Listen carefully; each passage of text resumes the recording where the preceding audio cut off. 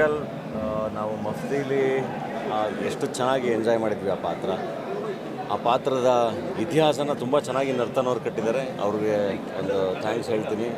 ನಮ್ಮ ರವಿ ಬಸ್ರೂರವರು ಹೇಳ್ದಂಗೆ pre release ಈವೆಂಟಲ್ಲಿ ಇಂಟ್ರೋಲಲ್ಲಿ screen ಬೆಂಕಿ ಹಚ್ಕೊಳ್ಳುತ್ತೆ ಅಂತ ನಾವು ಅದನ್ನು ವಿಟ್ನೆಸ್ ಮಾಡಿದ್ವಿ ಇವತ್ತು. ಅಷ್ಟು ಅದ್ಭುತವಾಗಿದೆ ಪ್ರತಿಯೊಂದು ಎಲಿವೇಷನ್ಗಳು. ಆ್ಯಂಡ್ ಡೆಫಿನೆಟ್ಲಿ ಅಭಿಮಾನಿಗಳಿಗೆ ಭೈರತಿ ರಣಗಲ್ನ ಸೆಲೆಬ್ರೇಟ್ ಮಾಡೋರಿಗೆ, ಶಿವಣ್ಣನ ಸೆಲೆಬ್ರೇಟ್ ಮಾಡೋರಿಗೆ ಹಬ್ಬದೂಟ ಭೈರತಿ ರಣಗಲ್ ತುಂಬ ಎಂಜಾಯ್ ಮಾಡಿದ್ವಿ.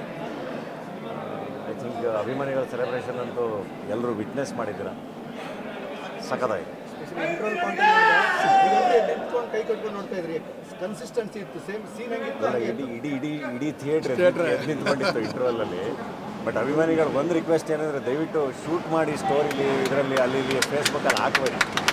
ಯಾಕೆಂದರೆ ಥಿಯೇಟ್ರಲ್ಲಿ ಎಲ್ಲರೂ ನಿಮ್ಗಳ ಥರನೇ ಬೇರೆಯವರು ಅದೊಂದು ಅಡ್ರಿನಲ್ ರಶ್ನ ವಿಟ್ನೆಸ್ ಮಾಡಬೇಕಲ್ಲ. ಅದನ್ನ ಸ್ಟೋರಿಗಳಲ್ಲಿ ಹಾಕ್ಬಿಟ್ರೆ ಚೆನ್ನಾಗಿರಲ್ಲ. ಎಲ್ಲರೂ ಮೊಬೈಲ್ ತೆಗೆದು ಶೂಟ್ ಮಾಡಿಬಿಡ್ತಾರೆ. ಅದನ್ನು ಮಾಡಬೇಕು, ಎಂಜಾಯ್ ಮಾಡಿ ಥಿಯೇಟ್ರ್.